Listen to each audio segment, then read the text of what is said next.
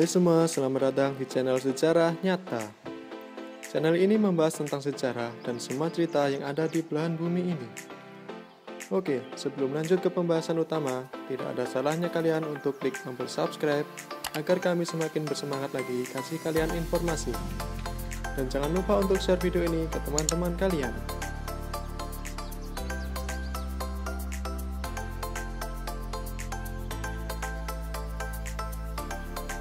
Kita mungkin sudah tidak asing lagi dengan istilah pedagang kaki lima, yaitu kumpulan pedagang yang berjualan di trotoar jalan.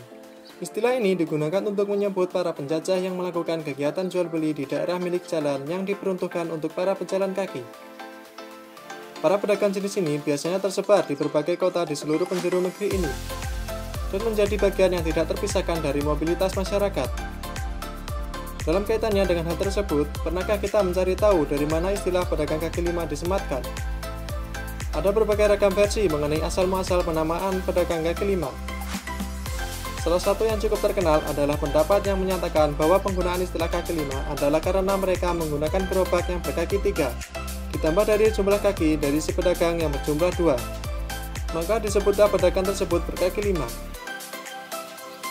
Namun, hal itu tidak bisa dipercaya secara utuh, mengingat bahwa para PKL yang menggunakan gerobak baru eksis sejak masa 1980-an. Sementara pada masa sebelum itu, sudah ada istilah pedagang kaki lima kepada para pedagang meskipun mereka tidak menggunakan gerobak beroda 3. Bahkan, keberadaan PKL ini sudah dimulai sejak zaman kolonial Belanda. Diceritakan bahwa pada masa penjajahan, pemerintah Belanda membuat peraturan bahwa setiap jalan raya yang dibangun hendaknya menyediakan sarana untuk pedestrian atau pejalan kaki, yang saat ini kita beri nama trotoar. Lebar ruas untuk sarana tersebut adalah 5 kaki atau 1,5 meter. Di Jakarta, kehadiran pedagang kaki lima bermula ketika Thomas Stanford Raffles, gubernur Hindia Belanda. Pada waktu itu, memerintah sejumlah pemilik gedung di jalan utama Batavia menyediakan ruas jalan khusus pejalan kaki yang lebarnya adalah 5 kaki. Sarana pedestrian yang cukup luas di samping jalan raya akhirnya dimanfaatkan oleh warga untuk menggunakan sebagai tempat untuk menjajakan dagangannya. Adakala mereka menggunakan kesempatan berjualan di ruas jalan tersebut sembari beristirahat. Lalu, dari mana munculnya penamaan pedagang kaki lima?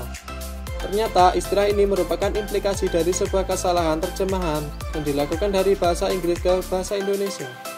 Istilah trotoar selebar 5 kaki yang dicanangkan oleh Raffles disebut 5-foot way, dan para pedagang yang berjualan di trotoar tersebut disebut sebagai 5-foot way trader.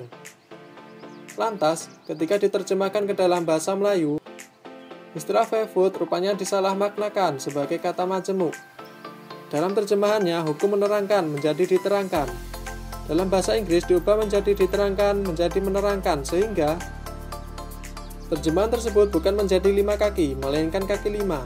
Istilah ini kemudian menjalar ke berbagai kota di seluruh pelosok negeri dan akhirnya hingga saat ini para pedagang tersebut masih saja disebut sebagai pedagang kaki 5.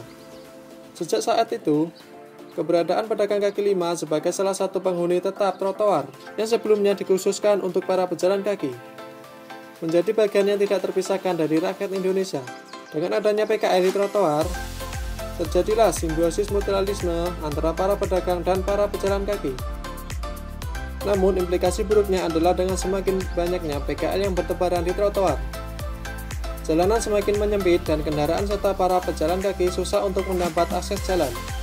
Karena itu, pemerintah sedang giat merelokasi para pedagang kaki lima ke suatu area yang lebih memudahkan mereka untuk menjajakan dagangannya sehingga bisa mengurangi resiko kemacetan dan memperindah tata kota. Sebuah istilah yang menjadi sejarah, sebuah istilah yang menjadi cerita.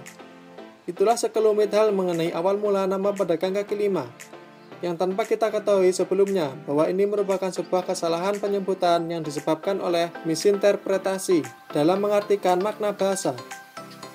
Terus tonton channel Sejarah Nyata untuk mendapatkan informasi sejarah lainnya yang ada di belahan bumi kita ini. Terima kasih.